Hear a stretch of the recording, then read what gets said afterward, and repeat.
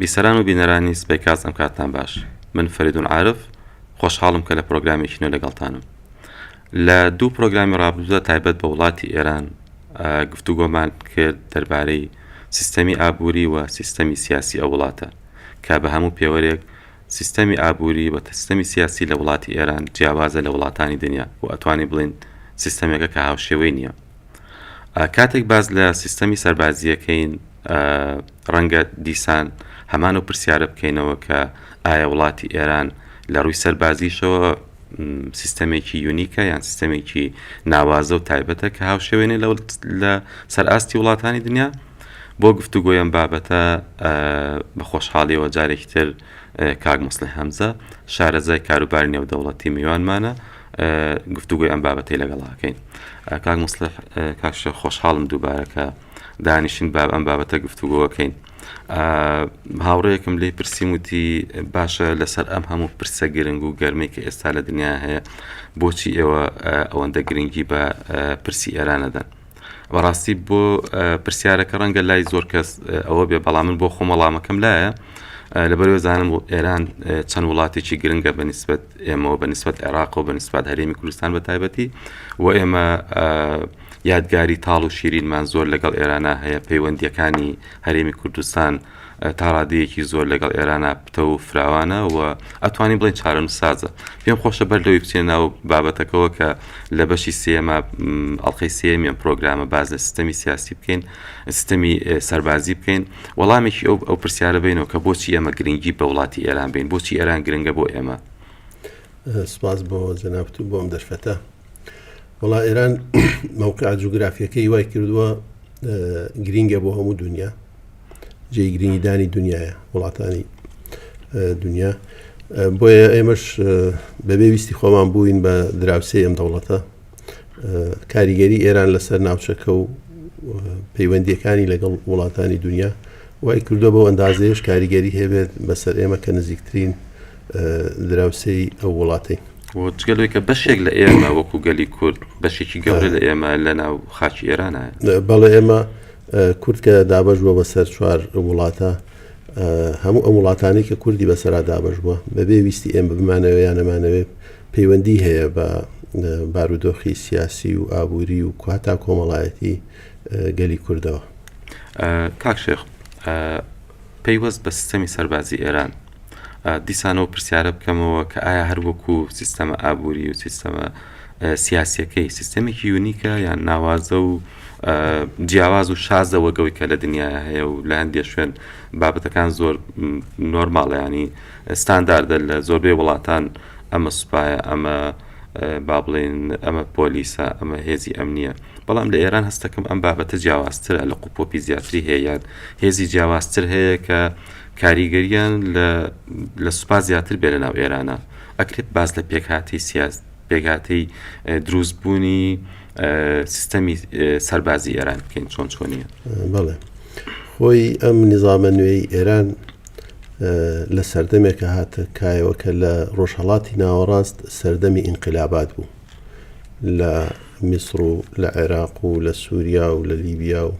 لە هەموو وڵاتانی ڕۆژهەڵاتی ناوەڕاست تا لە تورکیاش کە سیستەمێکی جێگیری هەبوو. ئەمانە خۆشیان بە ئینقلاب هاتن، بۆیە ئەم سیستەمە وا داڕێژراوە بە تایبەتی سیستەمە سەربازیەکەی کە چۆن پێش بگرێت لە ئینقلابێکی تر نەتوانرێت. ڕاستیەوە پرسیار بوو من پێ بەردەوەی بەرنامەکە ئامادە بکەم، ویستم ئەوە بکەمە پرسیار کە دوای دێنە سەری کە چۆن لە ناو ئێرانە بەم هەموو ئاڵۆزیەوە ئینقلاب ڕوونادات. بۆیە خۆی لە خۆیدا ئەم شێوە داڕشتنە بۆ پێشگرتنە لە ڕوودانی ئینقلابێکی تر لە ئێرانە. بەشێکی تری ئەم ئاڵۆزیە بۆ ئەوە گەڕێتەوە جیاوازی ئێران لەگە وڵاتانی تر. ئێران دەوڵەتێکی دینیە، تیۆکراسیە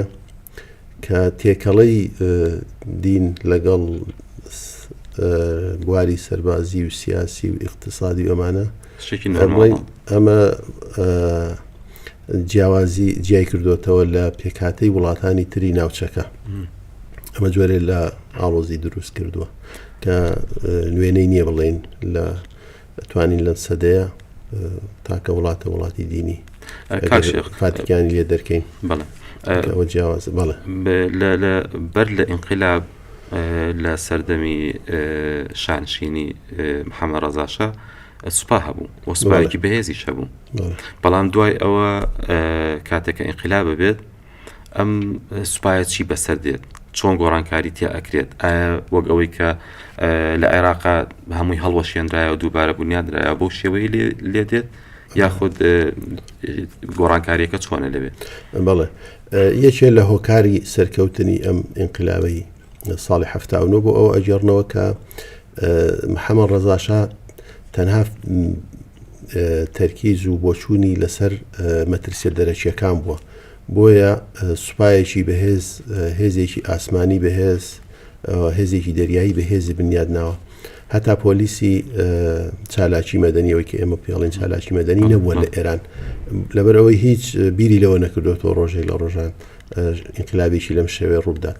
بەڵام دوای ئینقلاب گۆڕانکاریەکی کولی بەسەر سیستەمی سیاسی سەربازی ئێرانە هات ئەو کاتە ئێران یەک ئەرتەشی هەبوو کە چەند بەشێکی هەبوو بەڵام ئەرتەشی ئێران بڵین هێزە سەربازی و هەوایی دەریایی ئەمانە هەمووی بە شێوەی جیاواز سەر بە موئەسسەسەی شابوون لە ئینقلاب و سیستەمە تازەکەیە دوو بۆچون هەبوو یەکیان کە هەڵوەشاندنەوەی ئەرتەش وەکو ئەوەی کە لە عێراق ڕوویدا و سوپایەکی میلی نوێدا بمەزرێت ئەمانە باڵی چەپی ناو ئینقلاب بوون کە پێیان وا بوو ئەبێ ئەرتەش نەمێنێت بەڵام ئیسلامیەکان بڵێن خومەینی و باڵەکەی ئەو لەگەڵ ئەوەیە بوون کە قسەی کۆتاییش لای ئەو بوو وەکو ڕابەر کە بمێنێتەوە و خومەینی هەر کاتێک کە بیویستایە ڕێ لە تەدەخولی بەرامبەرەکانی بگرێت فتوایەکی ئەدا کە ئەمە دژی دینە ئەمە ئەم بۆچوونە زەرەری هەیە بۆ ئیسلام یان فەسادە فی الئەرض لە مەسەلەی سوپایەوە ئاڵێت ئەڵێ ئەوانەی کە بانگەشەی ئەوە ئەکەن ئەمە فەسادە و پێچەوانەی بنەماکانی شەرع بۆیە ئەبێ ئەمانە بێدەنگ بن لەم ئاستەیە ئیتر ئەرتەش ئەمێنێتەوە و لەگەڵ ئەوەیە بوو کە چاکسازی تیا بکرێ گۆڕانکاری تیا بکرێ ئەوە بوو زوربەی سەرانی ئەرتەش لە سێدارە دران ئەوەی کەمایەوە دووبارە نوێکرایەوە ئەرتەش و فەرماندەی تازەی بۆ دانرا ئەرتەش لە دەستوری ئێرانە ئەرکی پاراستنی سنوورەکانی ئێرانە لە دەرەوە لە پاڵ ئەوەیە چووکو ئینقلابی ئێران تازە بوو بیریان لەوە کردەوە کە هێزێکی تر هەبێ بۆ پاراستنی ئینقلاب لە سەرەتای ئینقلابە بڕیاری دامەزراندنی سوپای پاسداران سوپای پاسداران لە ساڵی 79 دروست بوو زیاتر بۆ تەنزیمکردن و ڕێخستن و پاراستنی ناوخۆی ئەمنیەتی ناوخۆی شارەکان بوو پێما بە سەرەتا سوپایەکی نیزامیش نەبوو نەخێر وەکو میلیشیا و هێزێکی خۆبەخش و ئەمانە بوو لە سەرەتاوە لە هەر شارێکا کۆمیتەیەک دانراوە کۆمیتەیە کە ئەرکی پاراستنی ئەمنیەتی شارەکان بگرێتە ئەستۆ دوای ئەم کۆمیتانە لە ناو سوپایە تێکەڵکران بە سوپای پاسداران کە شەری عێراق ئێران ڕوویدا ئەرکی سوپا گۆڕە ئەرکی سوپا لە پاراستنی ناوخۆی ئێران و پاراستنی ئینقلاب بوو بە بەشداریکردن لە شەری عێراق ئێران کە چووە شەڕەوە بڵین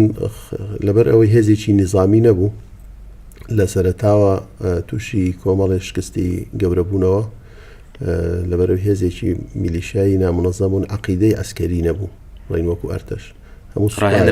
باڵێ هەموو سوپایەک لە دنیاە عەقیدەی ئەسکەری هەیە عەقیدەی ئەسکەری بەو پلان و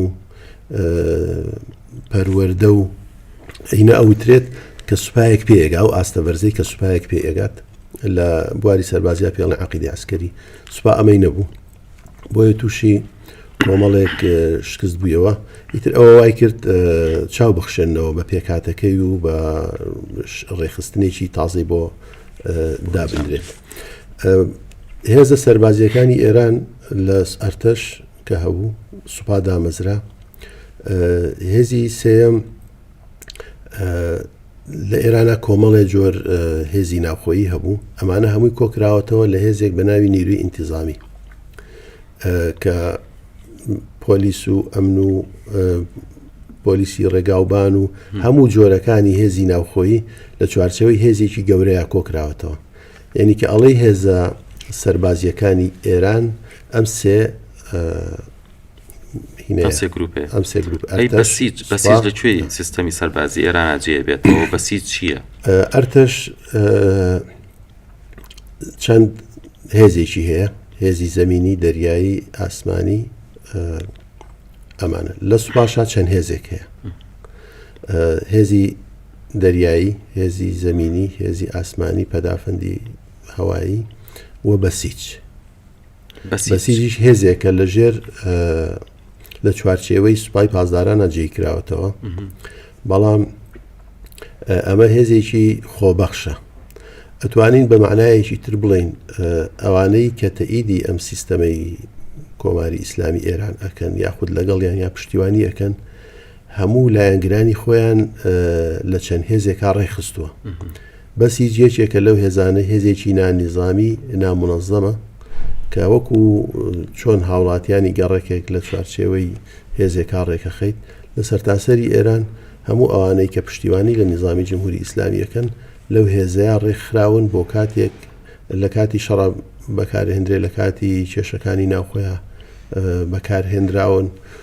بەسیج ئەمەیە بۆ یەکلاکردنەوەی من بلانێک بۆ هەندێک کاتیش ئەوەندەی من بۆ خۆشم بینیمە لەوێ کە جاری وا هەیە لە کاتی پێویستا کۆمەک کۆکەنەوە بۆ سوپا لە زۆر هەڵمەتی کۆکردنەوەی کۆمەک و بەڵێ لە زۆر بوارە ڕۆڵ ئەبینن. یعنی هێزێکی چەکداری مەدەنیە، ینی مەدەنیە لە وتاڕادێ شاراوەیشە لە بەرەوەی لە کاتی پێویستە وەکو چۆن حیزبێک لایەنگرانی خۆی ڕێک بخا و چەکداری بکە، بەڵام شوێنێک نەبێت کە داوامی تا بکەن. تاوان هەبە بەسیج لە هەموو شارێکا بنکەیەکی هەیە کە لە کاتی پێویستە ئەم برکێ ئەرکی کۆکردنەوە و ئاراستەکردنیان لە ئەستۆ ئەگرێت، بەڵام بە شێوەیەکی گشتی هێزێکە بەشێکە لە سوپای پازداران و ڕێژەیان زۆرە بە سەروی 2 ملیۆن کەس و هەندێک زیاتریش ئەی خەمڵێنن دیاریکراو نییە. ئەم هێزانە هیچ کات تووشی بەریەکەوتن نابن لەگەڵ یەکتریە؟ لە سەرەتای ئینقلابی ئێرانەوە و لە سەرەتای شەڕی عێراق ئێران یەکێک لە کێشەکان و لە شکستەکانی ئێران بەهۆی ئەوە بوو کە چەند هێزێک لە جەبهەکان شەڕیەکرد. ئەم هێزانە هەماهەنگی تەنسیق نەبوو لە نێوانیانە، وەرەقە یەکتریان ناخوێندەوە، بەریەک ئەکەوتن. لە ساڵی 82 ئێران هیندا ئەمەزرێنێ قەرارگای خاتەم الئەنبیا. ئەم قەرارگایە ئەرچی ئەوە ئەبێت وەکو ناوەندێکی بێ گەیشتنی هێزەکان لەوێوە ئەم هێزانە پەیوەندیان بەیەکەوە ئەبێت و هەموو جوهدەکان لەوێدا ڕێکەخرێت کە بەریەکەوتن دروست نەبێت. لە سەرەتاوە خامنەیی کە ئێستا ڕابەری ئێرانە سەرۆکی ئەم قەرارگایە بوو، دوایی کە بوو بە سەرۆک کۆمار ڕەفسنجانی بوو بە سەرۆکی ئەم قەرارگایە کە هەموو هێزەکانی ئێران لەوێەوە ئاراستە ئەکران. و ڕەفسنجانی پێم وایە کەسێکی سەربازی بووە کە بە پلەی سەربازی ئەحمەدی نەژاد بۆ ئەم پرسیارەکەم ڕاستی لەبەرەوەی کە لە ئێرانە هەست دەکرێت کە کەسانی پلەداری سەربازی دوجار ئەبنە پلەداری دەوڵەت و دەسەڵات دەگرن لە زۆرینەیان لە کاتێکا کە پێشتر باست لە تەحریمکردنی ئیمام خومینی کرد بۆ ئەوەی کە هێزە سەربازیەکان تەداخل بکەن. وتەیەکی هەیە لەسەر ئەوە کە نابێت پیاوانی سەربازی و پلەداری سەربازی بچنە ناو دەوڵەت و پۆستە کارگێڕەکان وەربگرن و تەداخلی کاروباری دەوڵەت بکەن. بەڵام دوایی پەیڕەوی ئەم با بڵێن وتە و فەرمانەی ئیمام ناکرێت. ئەم حاڵەتە چۆنە کاک؟ ئەمە وەکو تەوسیەیەک بووە لە سەرەتاوە، وەکوتم قسەی زانایان یا مەرجەئی خۆیان وەکو هینێک وەرئەگرن، وەکو فتوایەک لە سەرەتاوە ئەڵێ نابێت هیچ هێزێکی چەکدار فەرماندەیەکی هێزە چەکدارەکان بەشدار بێت لە حیزبی سیاسیە. یان ئەبێ حزب هەڵبژێرێت یا ئەبێت هێزە چەکداریەکەی هەڵبژێرێت ئەتوانێت واز بێنێت کێشێک فەرماندە بوو بەڵام ئەچێتە حیزب واز لە پۆستەکەی بێنێ ئەڵێ لە بەنەسە ناوە ئەڵێ لە هەموو دنیا خۆیان بە دوور ئەگرن لەوەی کە هێزی چەکدار بەشدار بێت لە سیاست دیارە ئەوان شتێک ئەزانن کە ئەمە وڵات بەرەو فەساد ئەبا بەرەو خراپە ئەبا بەرەو ئاشوب ئەبا بۆیە نابێت هێزی چەکدار بەشدار بێت لەسەر ئەرزی واقعی ژوایە لە هەموو دنیاە سوپا بێگلاکەرەوە بێت لەرکی سیاسی پاراستنی دەوڵەتانە بەڵام دوایی نەمانی خومینی و دوای نەمانی شەڕ چونکو لە بە سروشتی خۆی وایە لە کاتی شەڕە هێزی چەکدار تەنها بیر لە شەڕ ئەکاتەوە و مەشغوڵی ئەوە ئەبێت دوای کە شەڕ تەواو ئەبێ کێشە دروست دەبێت هێزی زەبەلاح دروست بووە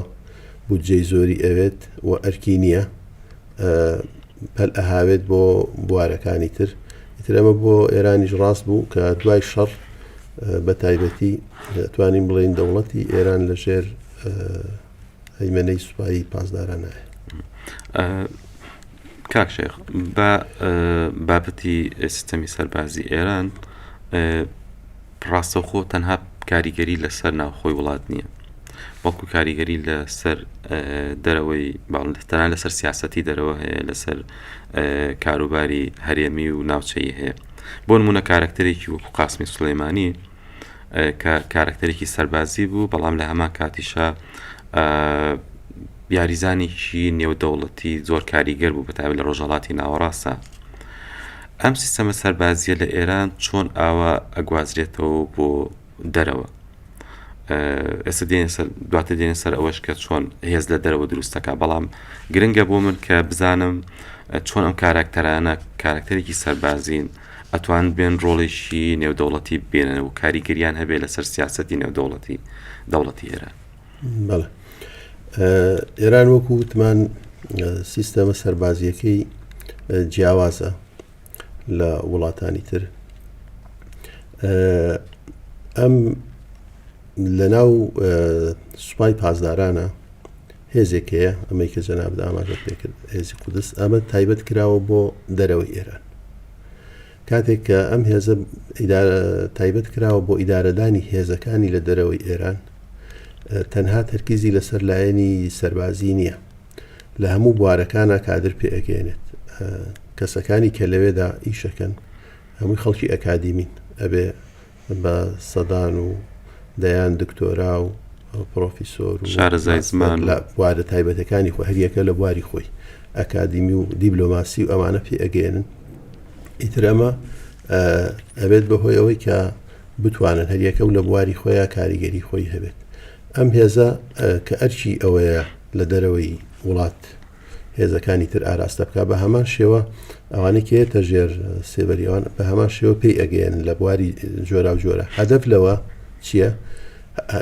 تەنها شەڕکردن نییە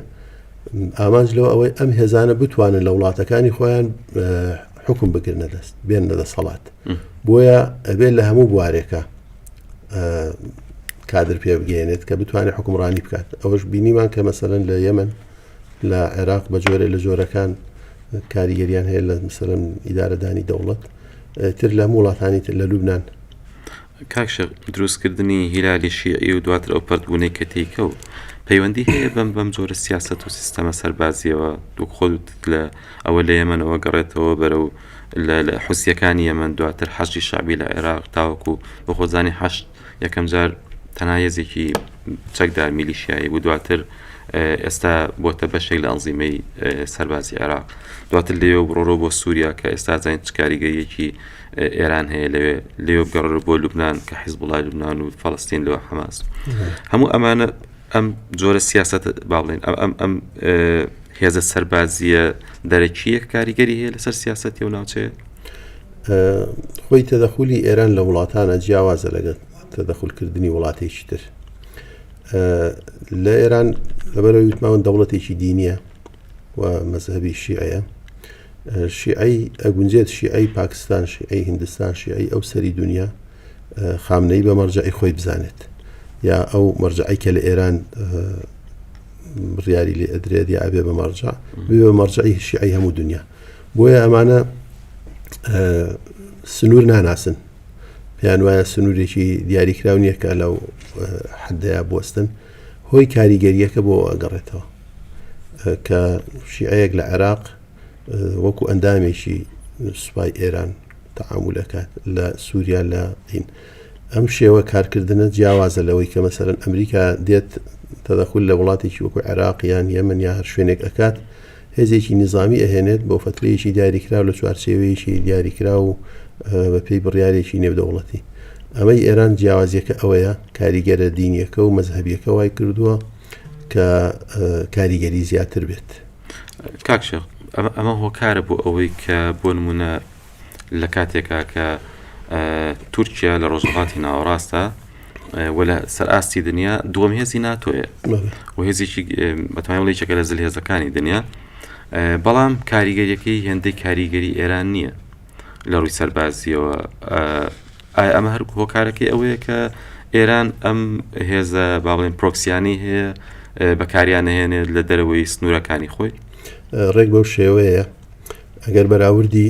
توانای سەربازی ئێران بکەین نەک لەگەڵ وڵاتانی ئەوروپا و ئەمریکاوەمانە لەگەڵ تورکیاش بەراورد ناکرێت لە ڕووی تەکنەلۆژیا و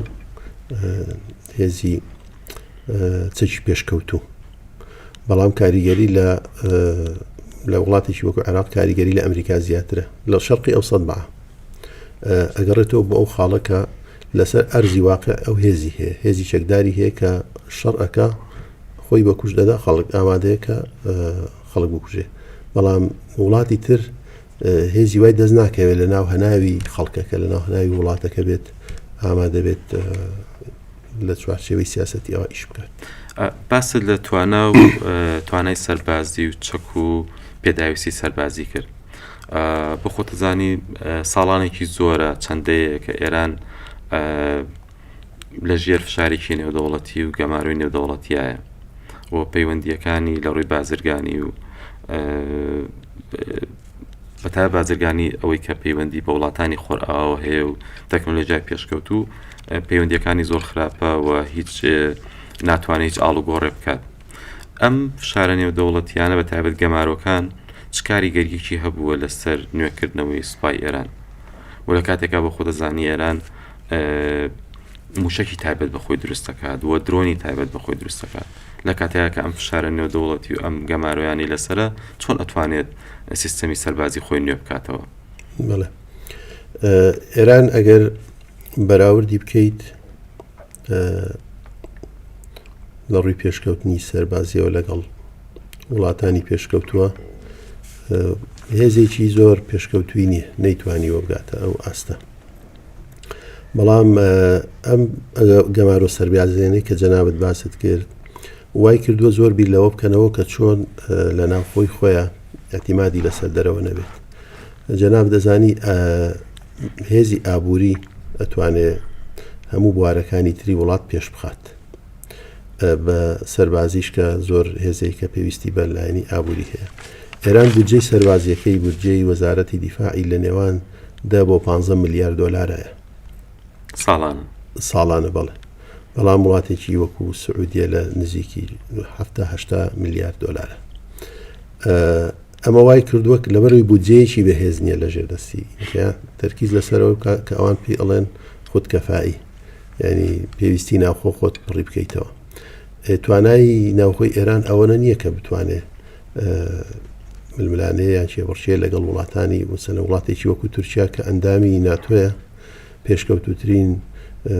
تیارەکان و هەواپەما و فڕۆکەی کە لە ناتۆیا هەیە لە تورکیا هەیە پێشکەوتترین چەکی هەیە ناتوانێت بەم بودجە سەربازیەی کە دیاری کردووە ئەوە بکات. بەڵام ئێران چی کردووە بۆ نمونە ئێران ئەمریکا پێشکەوتوترین جۆری تیاری هەیە کە ئێران ناتوانێت تیاری پێشکەوتوو بەرهەمبێنێت تەرکیزی خستۆتە سەر موشک کە ئەتوانێت مەسەلەن مەدایەکی زۆر ببڕێ و کاریگەریەکی زۆری هەبێت. ئەمەش بۆ پێگەی ئێران لە ڕۆژهەڵاتی ناوەڕاست ڕاستە بەهێزیەکات بەڵام کاتێک چەکی ئێران لە بەرامبەر ئەمریکا ڕوبەڕووی ئەگە بێتەوە بەراوردی ئەەکەی ئەو هێزەی نییە و باشترین بەڵگەش ئەم هینەی لەم ئەخیرەیە بوو لێدانی ئیسرائیل کە هیچ یەکێ لە موشەکەکان نەیتوانی بگاتە ئامانج. کاکشێخ مادەم بابەتەکەمان جارێ لەسەر چەکە پێم خۆشە باس لە ئەوەش بکەین کە لە ئێرانە بۆ خۆتەزانی یەکێک لە گرفتە گەورەکان لەگەڵ وڵاتانی خۆرئاو بەتایبەت ئەمریکا بابەتی دەستکەوتنی چەکی ئەتۆمی لەلایەن ئێرانەوە. ئەو سیستەمی ئەوەی کە ئێران ئیشی لەسەرکات بۆ دەستخستنی چەکی ئەتۆم ئەگەرچی خۆی بەردەوام جەخت لەسەرەوە ئاکاتەوە کە نەخێر ئەو ئەوێت پیشەسازی وڵاتەکەی لە ڕێی بەرنامە ئەتۆمیەکەیەوە پێش بخات، بەڵام وڵاتانی ئەمریکا بەتایبەت وڵاتی چۆکو ئەمریکا بەم دوعاە ناڵێ ئامین و بەردەوام لە خەمی ئەوەیە کە ئێران چەکی ئەتۆمی دەست نەکەوێت. و لە ئێستاشا کە ئەم ماوەی کە جەنگی غەزە بەتایبەت دروست بووە، بەشێک لە چاودێران پێیان وایە کە ئێران سوودی لەم جەنگە بینیوە بەوەی کە باشتر توانیوێتی بەرنامە ئەتۆمیەکەی پێش بخات. تەنانەت مەترسی ئەویان باس کردووە کە ئێران زۆر نزیکە لە بەدەستهێنانی چەکی ئەتۆمیەوە. پێت وایە ئەگەر ئێران چەکی ئەتۆمی بەدەست بێنێت یان یەکەمین بۆمبی ئەتۆمی دروست بکات، ئەبێتە هەنگاوێکی گەورە یان بازدانێک لە بەرەو پێشچوونی سوپاکەی بە جۆرێکە وەکو ئەوەی کە کۆریای باکوور کەس ناوێرێت لە بەرامبەریا دەنگ بەرزکاتەوە بە هەمان شێوە بۆ ئێرانی جوابێت. مەسەلەی چەکی ئەتۆمی ئێران ئەگەڕێتەوە بۆ پێش نیزامی جمهوری ئیسلامی لە سەردەمی شایە. یەکەم جار دوای ڕێکەوتنی عێراق لەگەڵ سۆڤیەت بۆ عێراق ڕێکەوتنێکی 15 ساڵی لەگەڵ سۆڤیەت کردو لە ساڵی 1972 بۆ نوێکردنەوەی جێیشی عێراقی. شای ئێران داوا لە ئەمریکا ئەکا کە یارمەتی بدات لە پێدانی کڵاوی ئەتۆمی. یەکەم جار داوای کڵاوی ئەتۆمی ئەکات کە بەلای ئەمریکیەکانەوە داوایەکی زۆر نابەجێ بووە، وڵامیان نەداوەتەوە. اینجا ئێران لەگەڵ ئیسرائیلە هینێکی مشتەرەک دائنێن، استراتیژێکی مشتەرەک بۆ بەرهەمهێنانی موشکی دوورمەودا کە توانای هەڵگرتنی کڵاوی ئەتۆمی هەبێت. ئەمە بەبێ بە شێوەیەکی شاراوە ئەمێنێتەوە لە نێوان ئیسرائیل و شایە. دوایی کە ناتوانێت دەستی بەمە بگات، شا داوای بنیادنانی چەند بنکەیەکی وێستگەی کارەبای ئەتۆمی ئەکات. ئەمە ڕێگەی پێ ئەدرێت بۆ ئەمەیان و دەست پێ ئەکات. لە ساڵی یەکەم یا دووەمە بە ئینقلابی بەسەرادێت کە ئەمە تەواو نابێت. هێزی ئەتۆمی ئێران بۆ ئەو سەردەمە ئەگەڕێتەوە. جمهوری ئیسلامی لە سەردەمی شەڕی عێراق ئێرانە نەیپڕژاوەتە سەر ئەو کە بتوانێت ئەمە بکات. بەڵێ هەم شەڕ و هەم کۆمەڵگەی نێودەوڵەتی دژی وەستاوە. دوایی ڕاگیرانی شەڕ دەستی کردووە بە بنیادنانی بنکەی ئەتۆمی و لە سەرەتاوە تا ئێستاش بانگەشەی ئەوەی کردووە کە ئەیەوێت تەنها بۆ بواری ئاشتی زانستی ئەتۆمی بەکاربێنێت. بەڵام دوایی گەشەکردنی بنکەکانی و هەنگاوەکانی لەم بوارەدا وڵاتانی ڕۆژئاوا ئاگداریەوە بوون کە نەخێرەمە لە بواری سەربازیە ئەوێ بەکاری بێنێت، بۆیە فشارەکانیان زیاد کرد و گەمارۆکانیان تون کرد و ئەمان. بەڵام ئێران هەر بەردەوامە لە فراوانکردنی و بەرنامەتون. ئێران سەرکەوتوو بووە لەوەی کە هەم لە محافظاتی ئەتۆمیە لە گفتوگوی ئەتۆمیا زۆر توانی درێژە بخایەنێت، درێژی بکاتەوە بۆ چەند ساڵ لەم بوارەیە گفتوگۆی کرد. لەو فترەیە هەرچەندە توانرا کۆمەڵی زانای ئەتۆمی لەبین ببرێ و پەک بخرێ و لە هەر قۆناغێکا بە شێوەیەک، بەڵام تا ئێستا درێژەی پێداوە. ئایا ئەتوانێت یاخود ئەوەنە نزیک بۆتەوە؟ ئەمە دوو دیوی هەیە. ئێمە گەر بگەڕێینەوە بۆ ڕابردوو کاتێک کە عێراق ئەمریکا بڕیاری لێدانی عێراقیدا، یەکێک لەو شتانەی کە زۆر ئیسارە ئەکرا و باس ئەکرا کە عێراق نزیک بۆتەوە لەوانەیە لە 2 مانگی ترا بتوانێت بۆمبی ئەتۆم دروستکە. ئەمە بۆ دروستکردنی ڕێیەکی نێودەوڵەتی بوو، زەمینە سازیەک بوو بۆ لێدانی عێراق کە دواتر باش نەبوو. بەڵێ ئەتوانرێت ئەمە ئەوەی لێوەربگیرێت کە نیەتێک هەیە لە غەرب بەرامبەر بە ئێران، یاخود استراتیژێک هەیە بۆ داهاتووی بە بواری سەربازی تەعامل بکەن لەگەڵ ئێران و ئەو کاتە پێویستە کۆمەلگای نێودەوڵەتی قەناعەت پێ بکە ئەگەر ئەوە نەکەین ئێران خەریکە ئەبێت. ئەشکرێت ئێران پێشکەوتوو بێ لەم وارە و توانی بێتی بەهۆی بە هاوکاری رووسیا کە لەم چەند ساڵەیە بەهۆی شەڕی ئۆکرانیاوە ئەمەشیان هینەبێ. بەڵام ئایا ئەبێتە هۆی بەهێزی ئێران؟ پێم وایە هەموو وڵاتانی ئەتۆمیان هەیە لە دوای ئەمریکاوە کەس نەیتوانی و بەکاری بێنێ. ئەگە وەکو ڕەدع وەکو دەرعێک بڵێ هێزی ئەتۆمیم هەیە لێم نادەن تەنها ئەوە. بەڵام پێم وانییە کە ببێت بەهۆی ئەوەی بەهێزبوونی نفوزی ئێران لە ناوچە. کاک شێخ کاتمان کەمەوە بەڵام دوو پرسیاری گرنگم هەیە بەڕاستی. پرسیارێکیان تایبەت بە ئەوەی کە لە ئێرانە سوپا یان سیستەمی سەربازی ئەوانێ پلەدارە سەربازیەکان ڕۆڵێکی کاریگەریشیان هەیە لەسەر سیستەمی ئابووری وەک ئەوترێت زۆرترین کۆمپانیا زەبەلاحەکان لە ئێرانە ئەگەر لە ژێر دەستی سوپایانە بێت پنتێکی بەهێز ئەیان بەستێتەوە بە باڵادەست و پلەدارە سەربازیەکان لە ئێرانە. ئەمە تا چەند دروست و ڕاستە بۆ شێوەیە؟ قۆناغ بە قۆناغ لە دوای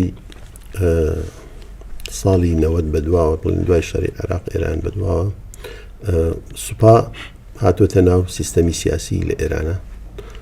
سیستەمی اقتصادی و سیستەمە سەربازیەکە لە ژێر دەستی خۆیەتی. ئەتوانی بڵێن کورد بۆتەوە دەوڵەتی ئێران لە دەستی ئەوانە. ئەمە تا حدێکی زۆر ڕاستە کە اقتصادی ئێران اقتصادێکە سوپایە ئەوانەی کە پێشتر لە سوپایە بوون ئیدارەی ئەکەن. ئەمەش خۆیان مبەڕیری ئەویان هەیە کە ئێمە لەژێر حساراین دەمارۆ داین. تەنها سوپا ئەتوانێت کە ئەو هەنگاوانەی کە دەوردانی هینی پێڵێن گەمارۆ تێیپەڕێنێت ئەتوانێت ئەمە بکات بۆ ئێران. و سوپان نەکرد لە بواری اقتصادی تەکنەلۆژی و لە زۆر بوارە ڕۆڵی ئەوە بەستنەوە بە دواپرسیارمەوە کە تایبەتە بە پەرلەمان لە دواخولی هەڵبژارنەکانی ئێرانە لە پەرلەمان ژمارەیەکی زۆر لە باڵێن پلەدارە سەربازیەکان و ئەو کەسانی کە نزیک بوون لە بەرپرسانی دەسەڵاتدارانی سوپا و هێزە ئەمنیەکانەوە ئەوانە زیاتر چوونە ناو پەرلەمانەوە. ئەمەش هەر ئەو بۆچوونەی لە پشتە کە لەبەرەوەی وڵات لە ژێر مەترسیایە بۆیە پێویستە لە هەموو سێکتەرە گرنگەکانە خەڵکانی سەربازی و نزیک لە بیر و بۆچوونەکانی ئەوانەوە باڵا دەست بن. ئێمە لە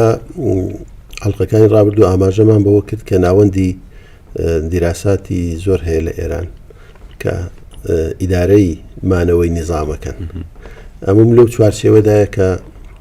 مانەوەی ئەم سیستەمە بەم شێوازە یاخود هەر هەنگاوێک پێویست بۆ مانەوەی نظام ئەبێ ئەو کەسانە بێت کە لە دامەزراندنی نظام کە کاریگەر بوون لە ناو نظامەکەیە. لەو چوارچێوەیە ئایبینم. زۆر باشە. کاک شێخ زۆر سپاس کە لە ماوەی سێ پرۆگرامی ڕابردووە گفتوگویەکی چڕ و وردمان کرد لەسەرم بابەتە دوومان کردی. زۆر خۆشحاڵ بەڵێ بەڕێزان لێرەدا کۆتایی بە پرۆگرامانە هێنین کە تایبەتمان کردو بە ئێران لەسەر هەرسێ بواری سیستەمی سیاسی و سیستەمی ئابووری و سیستەمی سەربازی تا پرۆگرامێکی نوێ لە بابەتێکی نۆ تەوەری جیاواز هەر شاد و بەختەوەر بن.